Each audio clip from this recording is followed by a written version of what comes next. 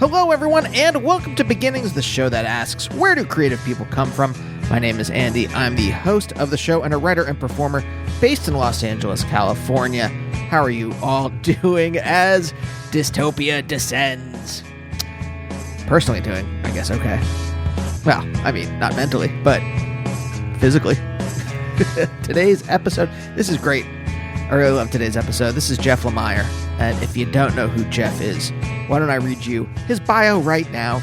Originally from Woodsley, Ontario, Eisner Award-winning comics creator Jeff Lemire wrote and drew comics for years while working day jobs until he eventually self-published his book Lost Dogs in 2005. This led to making Essex County for Top Shelf, and since then he's written and drawn a veritable slew of fantastic comics, both creator-owned works for publishers like Image and Dark Horse, and for-hire books for companies like Marvel, DC, and Vertigo. This includes comics like The Underwater Welder, Sweet Tooth, Animal Man, Extraordinary X-Men, Descender and Ascender, Black Hammer, and Royal City. It should be noted that this is just a small sampling of his work, and currently he is writing Little Monsters and Phantom Road for Image, and I think a couple others, but those are the ones I'm reading. Jeff is someone I've wanted to talk to for a long time. I remember reading Sweet Tooth when it came out. So what's that, maybe a little over a decade ago? And immediately it connecting with me. And then just reading almost everything else he's written. Royal City might be my favorite. I think that's the thing that really just shook hands with my heart. Everyone should read it. It's very much worth your time, as is everything else he has done. And much like his work, he is a thoughtful person. And so, we get into it in this episode. Now, here's the thing I like to do in the intro, in case you are new to the show. I like to do a little recommended if you like this talk with Jeff. Maybe you like my interviews with other people from the world of comics. So, you know what? Why not dig into the back catalog? Listen to the episodes with Chip Zdarsky or Chris Claremont, Kieran Gillen, Kelly Thompson, Jim Starlin, Cy Spurrier. Again, that's just a handful of comics people. I've done hundreds and hundreds of episodes with folks from the worlds of comics and TV writers and authors, actors, musicians, comedians, journalists. So check out those episodes. If you like everything, then why not subscribe to the show? Why not? What could it hurt to hit the little subscribe button on whatever podcatcher you use? And hey, if you're using Apple Podcasts, why not leave a review? I've been doing this show for 13 years. I only recently thought maybe I should ask people to write a review. What else? On social media, I am Andy Beckerman. On Instagram, you'll find mostly pictures of the animals, maybe my wife, sometimes some comedy videos. On Twitter, still just desperately cling to the husk of what it once was, just trying to write jokes. It's pretty much a wasteland at this moment. I don't know. Are any of you on Blue Sky? Is that worth it? Or is it just going to be another one of these social media platforms that we're on for roughly 24 hours and everyone forgets about it and goes back to the Mad Max dystopia that is Twitter? Anyway, I'm there. I guess I'm also on TikTok, but basically all those comedy videos end up on Instagram, so I don't know. Whatever you feel like, follow me on. Coming up next week, keeping the Canadian interviews rolling, Carl Newman, lead singer of the New Pornographers. That was quite a fun talk, so look forward to that. But for now, let's talk to Jeff.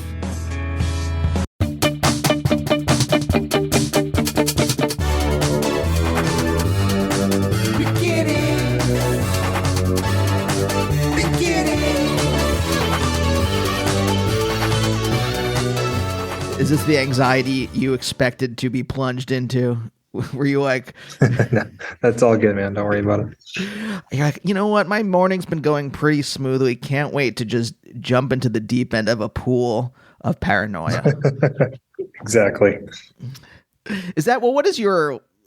I was going to say genuine. What is your usual emotional state? Do you have one? Is there something where you kind of just like equilibrium to? Yeah, I'm pretty low key. I'm pretty even. I work a lot, so it's just sort of my happy place, and I'm pretty good, I have my moments, of course, but yeah, generally not too up or down, just kind of even. Is that an intentional thing? Is that like a self-aware thing of yourself? You're like, I'm going to save my energy for my work, and so the rest of my life is going to be, I'm going to try to be as placid as possible. Or is it kind of just like your natural state, and therefore, and it could be a totally different thing. I'm just giving you two binary options. There may be more, Yeah. but like, or is it like it's natural, and so you kind of there's a symbiotic relationship between you and then your work. Does that make sense? Well, I think before when I was younger, I struggled a lot with, well, lots of stuff. I was not as even keel or happy generally as I am now.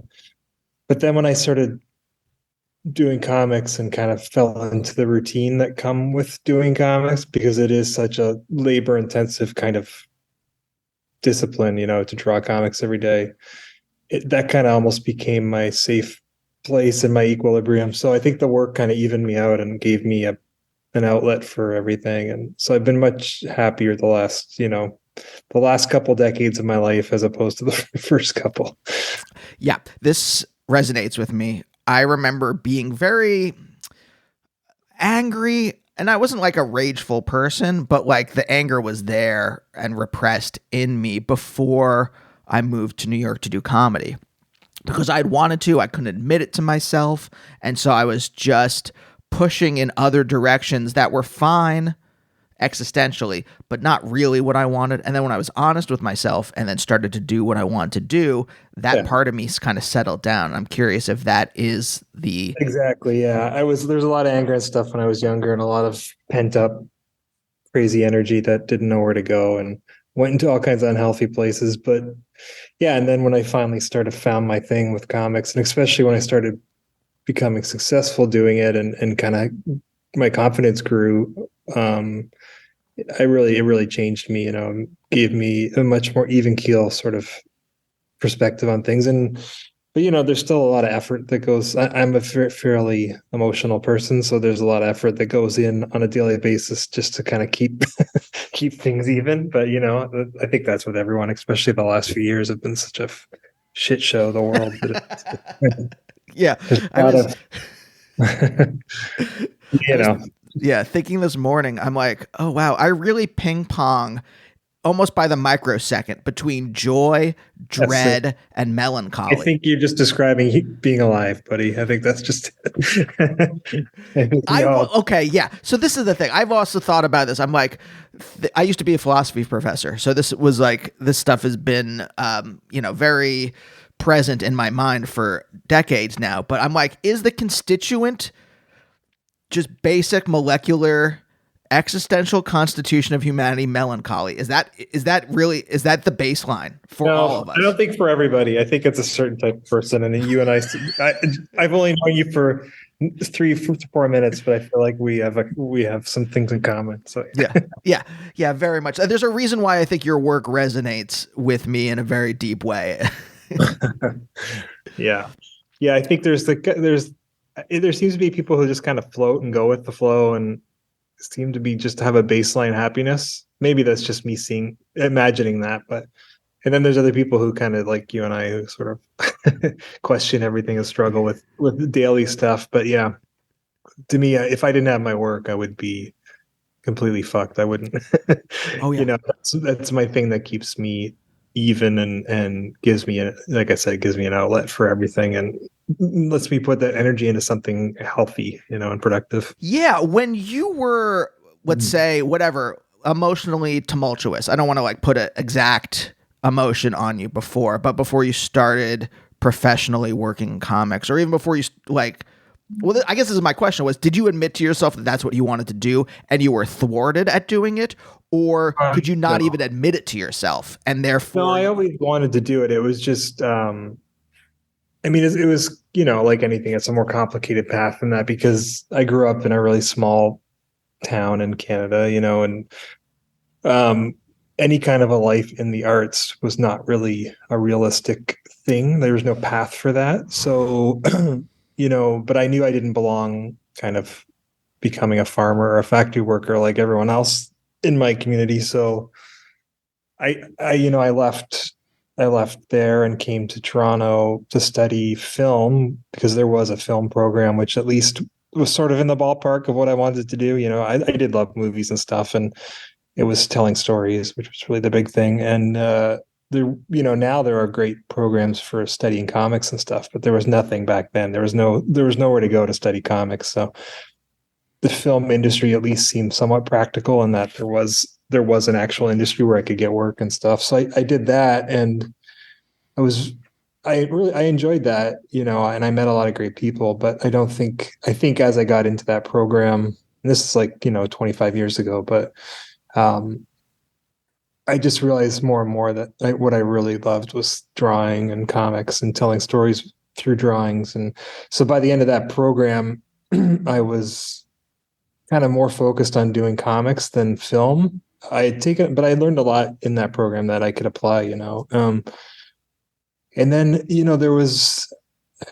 but again, there's no path. Like, this is pre-internet as well. So like, even if you're like creating your own comics, there's not really a way for me to distribute them or get a readership beyond your local community, right? This is a different time. So I spent I graduated that film program in 99 or 2000. And I think I spent a good 5 years or so where I was making comics every day, but I didn't really have anywhere to put them or do anything with them, and also the work was pretty formative and not super strong yet. And I was working day jobs or night jobs as a line cook, and that even just being able to make comics every day, I started to kind of even me out. And I kind of found a routine and a rhythm to my life that was better, because it really is a routine driven sort of discipline, which I think I needed. So I don't think there was ever anything kind of standing in my way other than just, it just took me time to find it and then it took time to become successful doing it and actually find a publisher and get the work out there. And that kind of brought things to a different level where you kind of feel validated and, like it all wasn't for nothing, those moments where you start to question if you're any good or if you should be doing this or doing something else with your life, when you start to have success, that it validates all that. And of course, then once you get confidence and stuff, it changes everything. So. Mm-hmm. You should move to Hollywood because there are so many bad writers here that you'll never question whether you may question whether you can make a living or not, but you'll never question whether you're good or not, because you'll be like, oh wait, those people are doing this and they're terrible. Okay. I'll see. I see. But do you, in those early days when you were working as a line cook or just working, day jobs or night jobs or whatever, and drawing comics in your spare time, did you see a path forward, or were you like, you know what, this existence is nice. I have happy with it in general. I had met the woman who would become my wife at that point, and we were living together. So that was very good and like a new sort of stabilizing thing in my life. And I was doing comics every day. I'd wake up and start drawing pretty early in the morning, and I'd draw until the afternoon when I had to go to my night shift in the kitchen, and aside from the financial sort of woes of the time where we were, you're not making a lot of money doing what I was doing as a line cook, you're barely paying rent. But we were happy, we were young and happy. We had enough to get by and do what we wanted to do. And that was a good life. I think back fondly to those days. The simplicity of it too is, there was no pressure to maintain a career or anything. It was just doing the work for the love of the work, which is still the case, luckily for me. But there was a simplicity to that was good. But there was also a desire to kind of, like I said, sort of have some sense of success, because I was kind of doing it in a vacuum where I wasn't publishing the work. I was just doing it, and I love doing it, but you do start to question if you're kind of nuts and if you have any kind of talent, or if the stuff you're doing has any value beyond just therapeutic for yourself, And so but yeah, I think I was happy doing that. And I didn't think I would ever make a living doing comics. I just didn't see it as a realistic thing. So I thought, if I could work a day job, but still get to do this every day and maybe make a little money here and there publishing stuff to kind of supplement, that would have been a good life. I still think that would have been a good life. But, luckily I did make a good living doing it and got to even just spend more time doing it really, which was nice, is nice still. Did you get any feedback from anyone? Did you have any kind of indication that what you were doing was, I'll just say quote unquote good? I don't mean that in a objective sense, but like in terms of what your ambitions were. Not, it's kind of crazy that I didn't give up on myself, to be honest, when I think back, because I didn't really have a peer group that was doing comics. All my friends at the time from the restaurant and stuff where I was working, they were all musicians. And so no one was really into comics. And I didn't, other than my wife, who was also an artist, I didn't really have anyone to show the work to or get feedback. And I didn't know anyone who did comics, which is kind of crazy because now I know so many people in the city who were doing comics at that time, I guess, but I wasn't a super social kind of seeking that out. So yeah, I kind of was doing it in a vacuum, and it is kind of crazy I didn't give up, but I don't know, I guess I was delusional and I just kept going. I guess I would see value in the work myself. I was always a really good judge, a pretty harsh critic of myself, and I would see little steps, little developments with each new thing I tried. I knew it wasn't great, but I'd see little improvements and I kept building on them. And I guess that kept me going until I did sort of, the first time I really got sort of any kind of validation was, I think, 2005 or something. There was this grant that you could apply for that one of the guys who created the Ninja Turtles, Peter Laird, he used to give out these grants to self-publishers, like $5,000 to self-publish your work. You had to apply for it and everything. And I applied for that kind of blindly and got that. And that was sort of like, oh, well, I guess if I got, because they didn't just give them to anyone. Like, it was a pretty good list of people who had gotten those grants. So getting that was sort of like, oh, okay, like I guess there is some value in what I was doing and I'm not insane. And that kind of kept me going until I actually did get published, So there were little steps along the way that keep you kind of, but yeah, to answer your question, I didn't have like anyone to share the work with or get feedback. It probably would have been a lot easier if I did, but yeah. Maybe. I think also, you are in a vacuum, like you said, so you're developing on your own without having to worry about what other people think. And I think that's a valuable thing.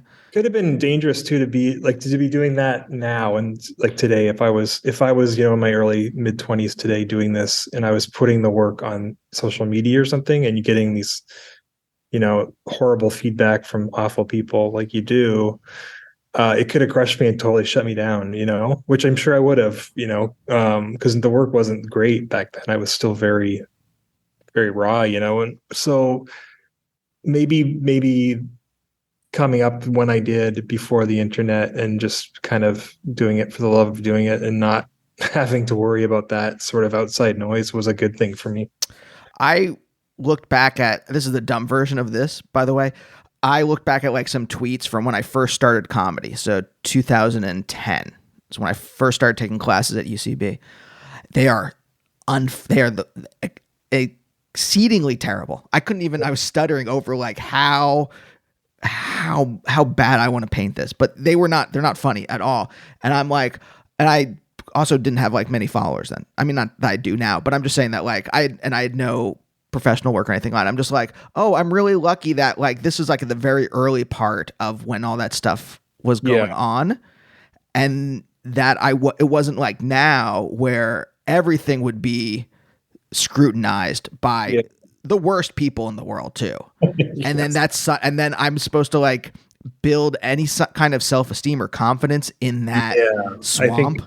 And that goes beyond just art. I think that's sort of our society in a nutshell now. The younger generations I mean, I don't know how old you are, but coming up, it's like the pressure that puts on you and it's kind of gross. I'm so happy I came up and grew up in a time before that because I can barely handle it now as an adult. Yeah. Well, I want to go back a little bit to, is it Woodsley? I don't know how to pronounce it. That's yeah. I looked it up on a map last night. It's close to Windsor, right? Yeah. Yeah. Yeah.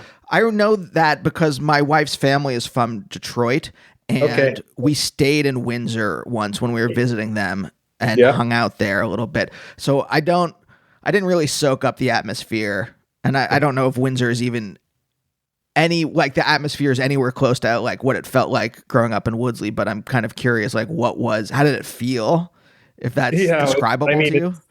Windsor's actually a city. It's not a huge city, but it's still a city. Whereas where I grew up was super rural, like Nowheresville. It was just flat farmland and nothing. I didn't have any neighbors within sight, kind of thing. It was Mm.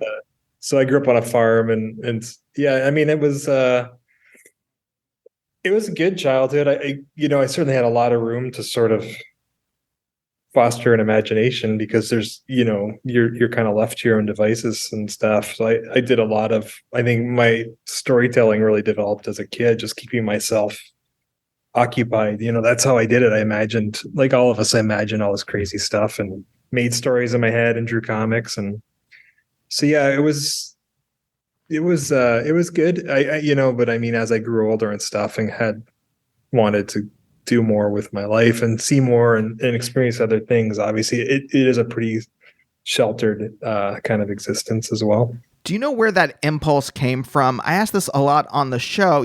What made you different from, say, other people your age in Woodsley that maybe Right.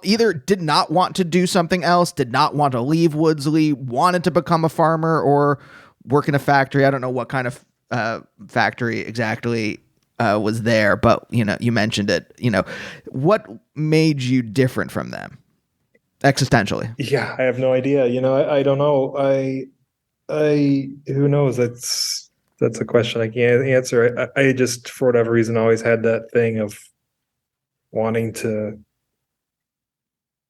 yeah, draw and tell stories and stuff. And I guess that was different from other, not, I had friends who were into that stuff too, and they've gone on to do things in the arts. So actually, it's not like I'm a unicorn there that but yeah, I mean, it's like anything, what makes one person attracted to one kind of thing and not another. But certainly within my family, I was the only one who did anything like that. There was no one else at all who had any interest in any kind of storytelling or the arts or any of that stuff. So I don't know who knows where that comes from, but it was just always there as long as I can remember. Do you know like what you were expressing through it, or do you know like what it was filling in your life that was missing that you were able to experience in fiction or able to express in fiction? Does that make sense? Yeah, I mean, I don't know. As a kid, I don't think you think that way either. So it's like No. you just love what you're doing, and then, but I don't know. I guess it must have sort of kept me company, because I didn't have a lot of people around, my age and stuff, and so those stories and those characters and stuff were comforting, especially in comics where you could kind of go back to the same characters every month and read those. I'm sure that it was kind of keeping you company and also providing an escape, to go somewhere else and all these exciting different things that were going on in those stories and stuff. I'm sure that must have some part of it. Yeah. Yeah. Yeah. I wonder, I was thinking back because my childhood wasn't rural, but it was suburban. So there is a similar kind of stillness, I think, even though it's a little bit removed. Well, even, I don't know. Sorry. There was like farmland like right near where my childhood home was. So it wasn't that, but the stillness, but I'm thinking about like being able to escape the stillness, at least for me. I don't know. I might be just bullshitting. Yeah.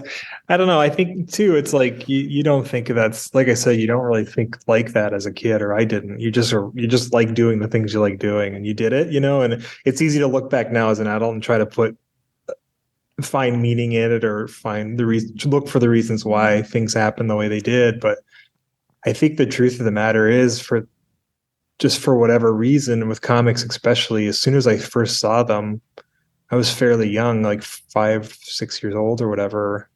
I was just immediately drawn to them. And again, why comics as opposed to anything else, I don't know. But there was something about the drawings and seeing the different artist styles, especially, that I was always super intrigued by. I guess because it was the first time I kind of as opposed to like watching TV or reading a novel or something, every artist in comics kind of had their own style. So it was like you're seeing a personality, and you start, I guess maybe as a kid, I realized it was real people doing these things, like individual people with their own style, as opposed to, when you're, of course, every novelist has their own style and stuff, but you don't see it right away, right? It doesn't. Whereas it's so immediate with drawings, you see the different styles literally right away. And I think I loved that. And I just used to really like try to copy the different artists' styles and like understand why they put lines in a face the way they did and stuff. And like that was even as a kid, so that was there was something about that was super compelling. And then of course you fall in love with the characters and stuff too. Yeah,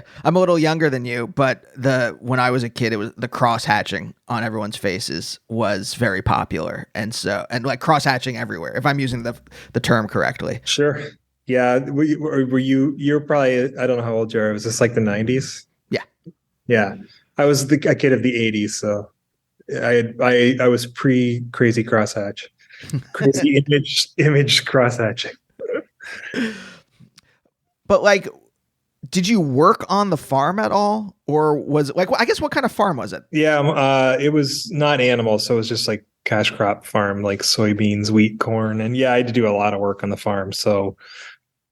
Yeah, I have two sisters, and we had to do a lot of work all the time on the farm, and I hated it. But I think any kid would hate doing that stuff. But yeah, again, I mean, that was probably another imagining stories and stuff in my head as I was doing all that boring, tedious kind of farm labor was probably another escape as well, But I think it did. I think the way my parents kind of made us work so hard, and I saw the way they worked probably really influenced my own work ethic now, which I really appreciate now. Of course I didn't then, but yeah. Did they buy the farm, or was it one of their parents' farms that they inherited? That's a good question. I actually don't even, I think my mom and dad built a house on some land that my dad's dad owned, and then he helped farm that, and then my dad probably started buying his own land from there. Yeah. I guess that was a really roundabout way of me asking, did they want to be farmers, or was it something that they felt they were compelled to do because it was in the family? I think it was just the way of life down there. Like it was just what you did, like his dad farmed, so he farmed, and that was just kind of the way it went. I don't know. Again, like in terms of work and stuff there's not a huge variety of options. It was like you could be a farmer or you could work at an auto factory in Windsor. That's really the two main industries there. So I think it's just, to make a living, that's just what you did. What was like a typical day for you on the farm? Like what are the actual farm things? I wish I had a better noun than that. Things that you're doing. I mean, it was different depending on the season, but the big chores we had to do. This is going to sound so crazy, but we had to hoe the fields, which means like me and my sisters. I know it sounds like I'm making that up. My sisters would have to, in the summer, like walk up and down all the rows of the crops and these massive fields, and hand by hand, like chop down all the weeds that were growing. So that was always a fun one in the summer heat.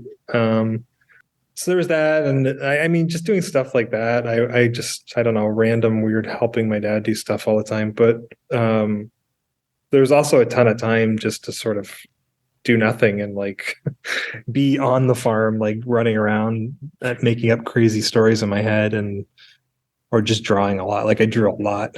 So I would just sit and draw all the time, So, I mean, it was a pretty simple life. Do you remember the first time or an early time that you thought, oh, this might be something I'd want to pursue? I just don't think that didn't really make sense. Like it wasn't something you could pursue. So I never thought that way about it. I loved it. I wanted to do it. But in terms of like pursuing it, in terms of like a serious sort of career or whatever, that was not a possibility, so I never really thought about it like that. I guess when I got older and was finishing high school, we kind of had to figure out what we wanted to do after high school.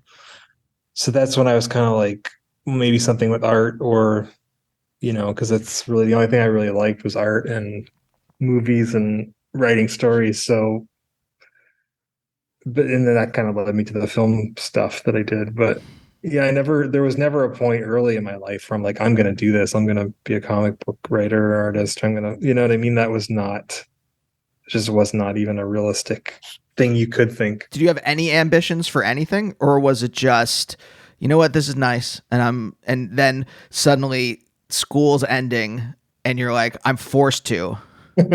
I think I was a kid. I don't know. You're not really thinking about, I mean, I wasn't, I didn't think about a career or my adult life, what that would be. I didn't envision it really. I think I imagined living in a city. That was like an exciting thought, but even that seemed kind of like crazy to think of. But yeah, I mean, yeah, I think you're a kid, you're just going day by day. I didn't think ahead to what I wanted my adult life to be until I had to. And then you start making decisions and stuff. Oh yeah, for sure. I think I am just projecting my own. Like when I was younger, I knew that I didn't like, my parents are great and they have a great life, just so I'm saying this overtly. But I knew, like, on a gut level, I didn't want what they were doing. And I couldn't articulate why I didn't want it. I just knew that, like, there's something wrong here living in the suburbs. I don't know what it is, but it just doesn't feel right. But I don't know what the right answer is.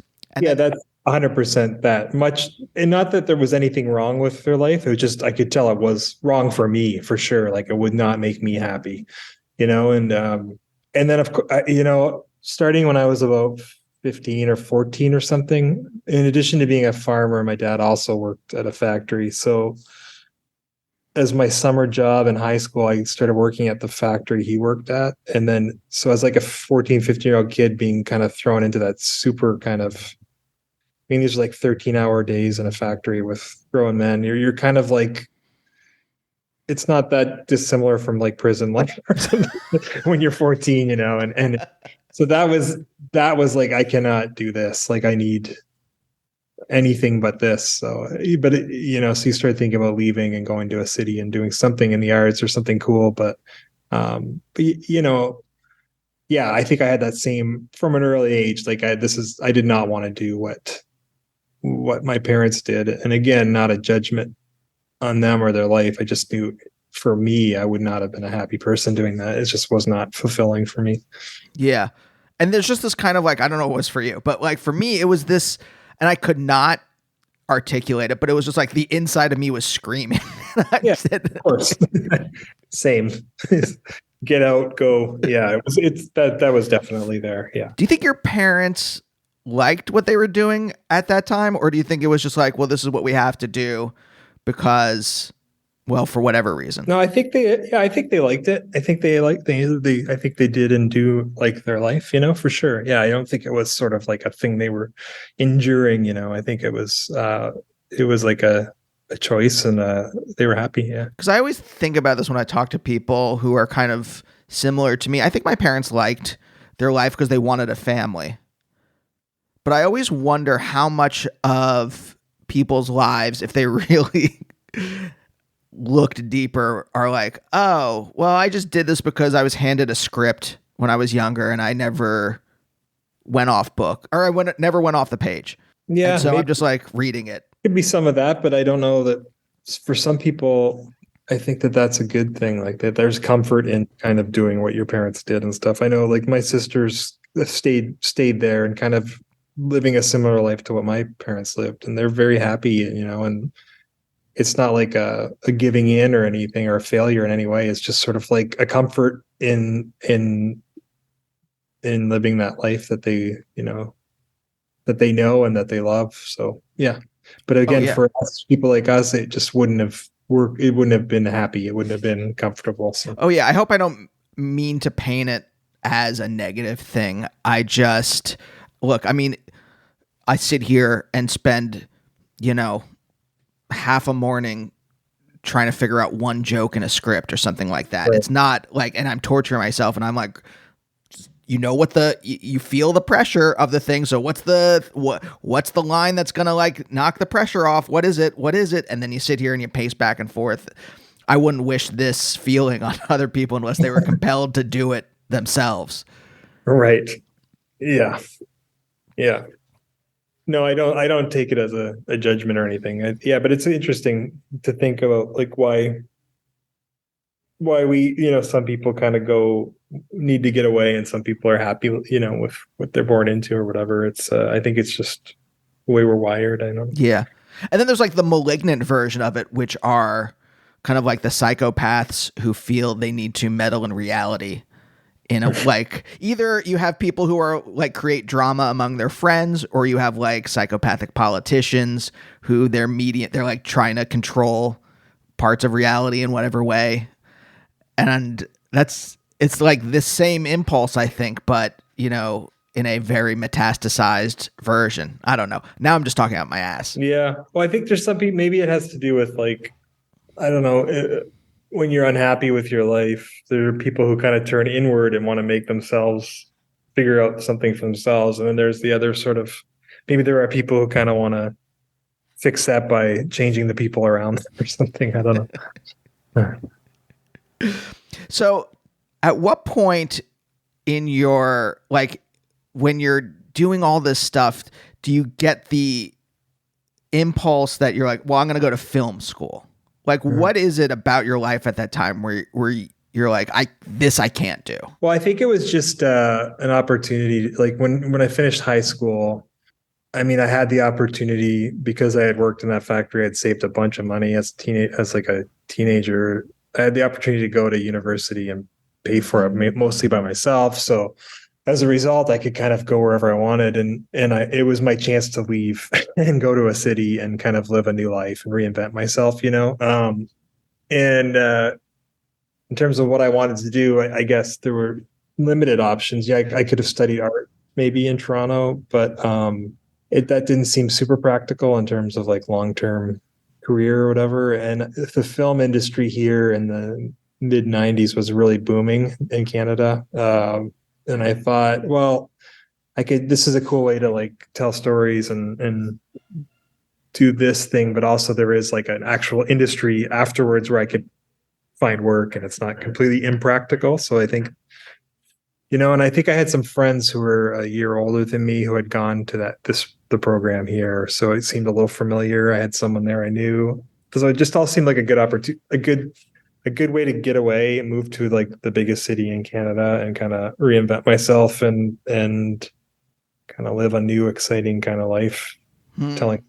So yeah, there was a lot of different things. Now, the thing is about your writing that I find it emotionally complex, and I'm curious if that is something that you've always kind of been attuned to emotions and been able to understand them. Is it something like you've gone through therapy and so you're able to do that? Are your parents expressive and so you were able to see emotions when you were younger and understand them? Yeah, I think I'm a very emotional person. I always have been.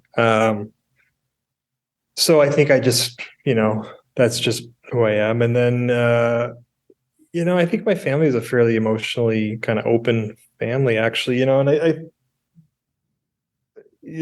never did therapy or anything like that. I think my work was always kind of my therapy, but yeah, I mean, I was always as a kid and even now drawn the stuff that I like the music, the movies, the novels, the stuff that I like are always ones that kind of hit me at an emotional level, that's the stuff I'm just naturally drawn to. So those are always the kind of stories I wanted to tell as well. And I found early on that was sort of a talent that I had, was to kind of tap into that stuff and express it, through comics, so yeah, it all just sort of, I guess it just really comes down to just who I am and the kind of stuff I like to do. And yeah, I don't know. Do you take it like that? As it just a kind of like quirk of your biology or whatever? Or were you allowed to express your emotions? Like, did you get positive reinforcement when you expressed emotions when you were younger? I don't know.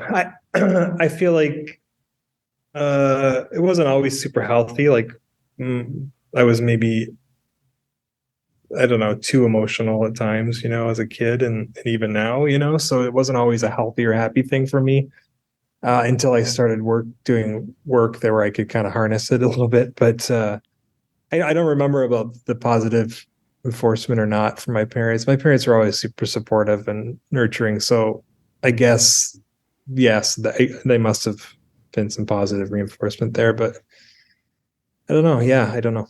Is that really what it was like? Like you were kind of just like, I don't know, even know what word I want to use. I'll say tumultuous, and you can correct me if that's wrong. But like, and then once you started drawing, that's where that energy went, and things calmed down a bit. Yeah, absolutely. I was pretty angry and depressed all the time, and very up and down roller coaster of emotions all the time. And then when I started drawing and really focusing on comics in a serious way, where I had sort of an outlet for that, I really evened out and got control of my life for sure. Yeah. Did you notice that happening in the moment, or were you just kind of reacting? I think probably didn't notice it right away. For the first couple of years I was doing it, but then it did start to become obvious that I was sort of much happier and much more even keel. And it's hard to say how much of that is just the drawing and how much was growing up and how much was meeting my wife, who was a stabilizing force. And, so there's a lot of different life things at the same time happening around then after in my mid to late 20s. But so it's probably a combination of all those things, but definitely the work was a big part of it.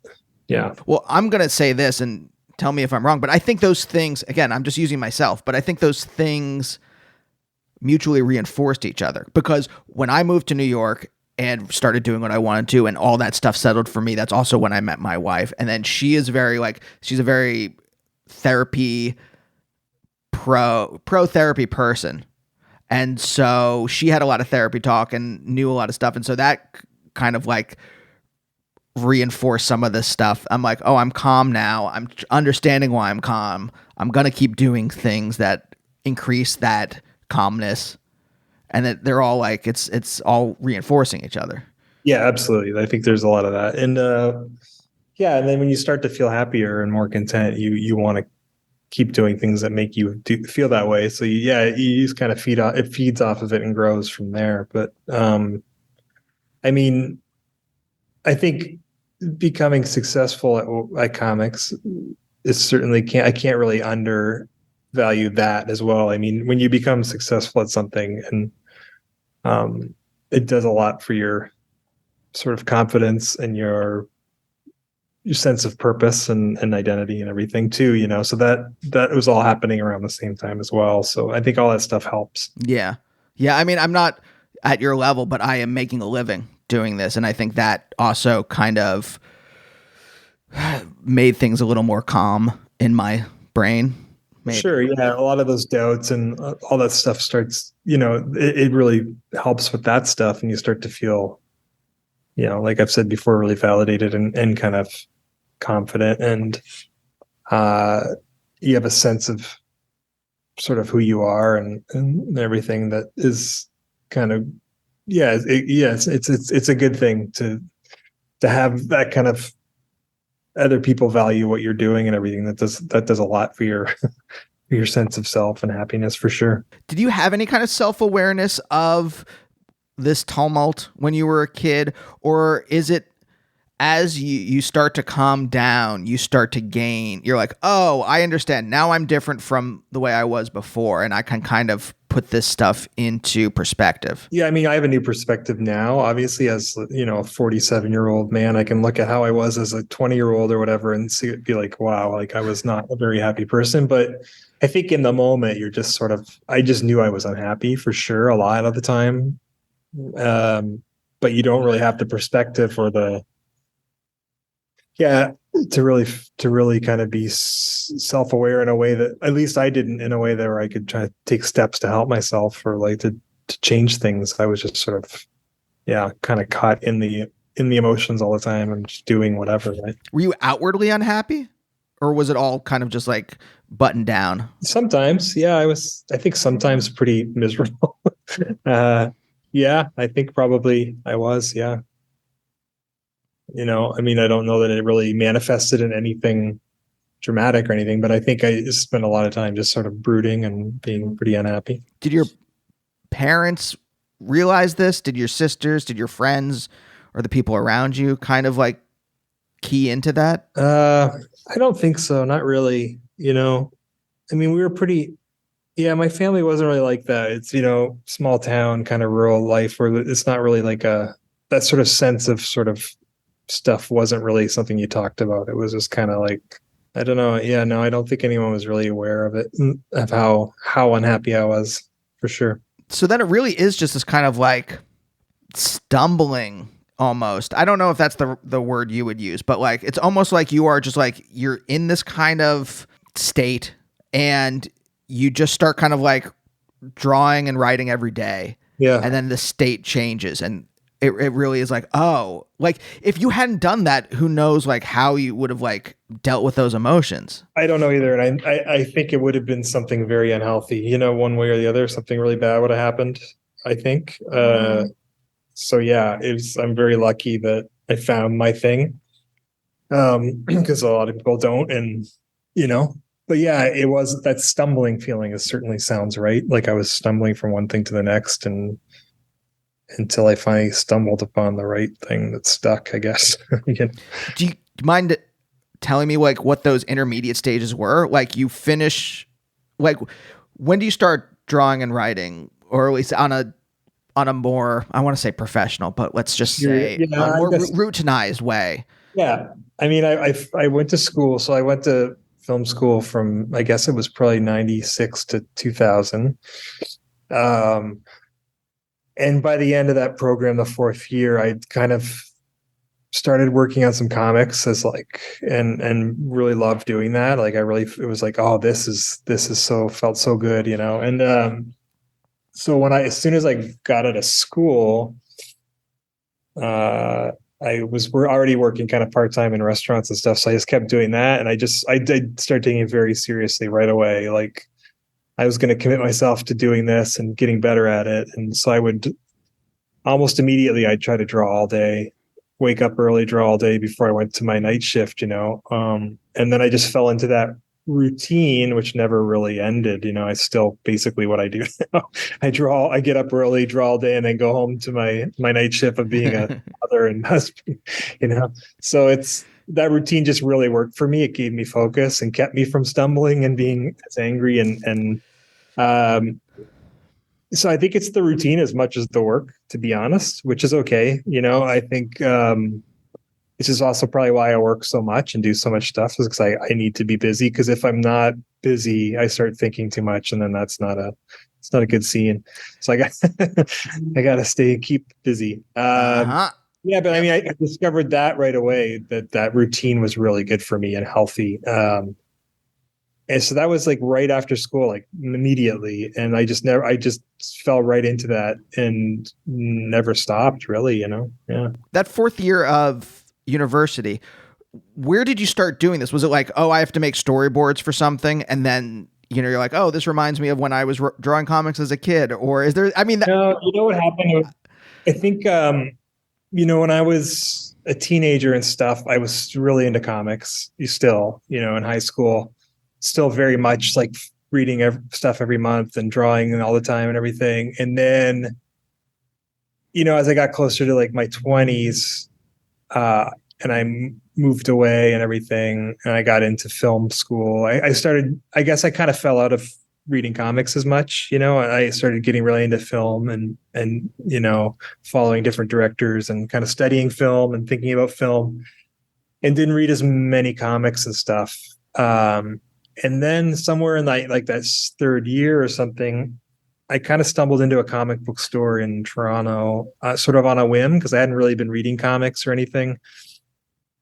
And I started looking at some stuff again and just getting really excited by some of the things I was seeing, like because I'd read mostly, mainstream comics, Marvel and DC comics as a kid. And then as a teenager, I read like the early Vertigo comics, which were sophisticated enough and cool enough to keep me interested as a teenager.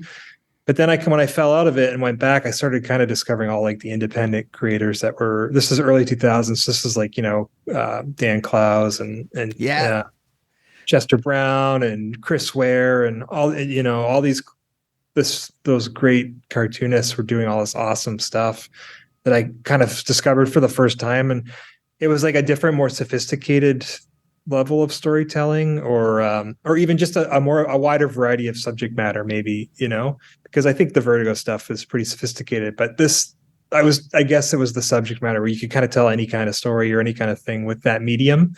It's like, oh shit, like the stuff I was wanted to do with movies and stuff, they were doing in comics. And so I just got really excited about that again and started keeping a sketchbook. Cause I always liked drawing, but I hadn't been doing a lot of drawing. Although when I did have different assignments or projects in the film program where I could do some drawing, I always did, so I started keeping a sketchbook and just sort of, it was all in sketch, just drawing shit and like coming up with characters and telling little stories. And I started like skipping classes and just going and drawing my sketchbook all day at coffee shops, and that was like my happiest time. I was like much happier doing that than I was going to school and stuff, and then, so by the fourth year, I really barely went to school and I just was sitting around drawing in sketchbooks and making up comics all the time, and just knew that was making me so happy, and so I kind of just sort of found my way back to it through that, I think. Was there someone particular that you kind of keyed into at any of these levels? Like for me, when I was younger, I started reading comics at the very tail end of Chris Claremont's X-Men run. Yeah. And that got me so excited when I started to go back and I'm like, oh, he's telling stories over years. He's telling stories over like dozens and dozens of issues, like things from the early 200s of X-Men pay off at the end of like the Muir Island saga, stuff like that. And I was just like blown away by that. And then it was Black Hole for me and 8-Ball. Yeah, that was a good one. Yeah. Yeah, you know what? Those were all great. The one that really got me was Jason Lutz. Do you know Jason Lutz? Yeah, but not by, like, I know the name, but not the... Did a graphic novel called Jar of Fools, which I saw that and loved it. And then he started doing his sort of opus, which was Berlin, which just finally finished this not that long ago. His stuff really hit me. And then also Seth's work really hit me because Seth was Canadian and he grew up in a rural Canadian town very close to where I grew up. And I think he in particular hit me because it was like, oh, this guy had the same background as me and look what he's doing. So it was kind of the first time I was like, oh, maybe I can do this. Like maybe there are people like me who have done. So I think there was those two creators. And then also Paul Pope's stuff was really popular in the early 2000s. And it was really super fresh. He's influenced a whole generation of artists since, but back then his stuff was very energetic and very fresh. There wasn't a lot like it. So just from a pure wanting to draw level, like the way he would make lines with a brush was so exciting and energetic and visceral that it made me want to draw as well. So his stuff was really, really influential. Do you remember a moment, or do you remember like when you became aware of like, oh, this is what I'm supposed to be, quote unquote, supposed to be? Not like there's a universe telling you what you're supposed to be, but like what feels good to me is actually matching what I'm doing. Do you remember like feeling that, or like when you were like validated in this? Yeah. And this is the day, like the day is still one of the best days of my life. I remember it so viscerally where I skipped school and stayed home. I was renting an apartment with a couple other people who were in my film program, and they went off to school, and I stayed home all day and just sat and drew in a sketchbook and listened to music. And it was like the happiest day I'd ever had in my life.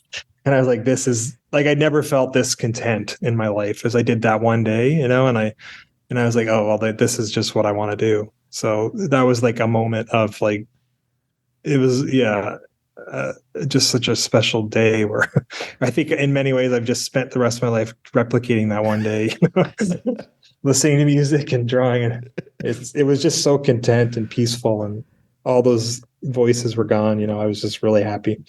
Yeah. So, yeah. Yeah. Oh man, Jeff, that seems like a really nice place to end. Thank you for joining me. What a delight. Oh, thanks, man. That was such a great combo. Thanks. Yeah.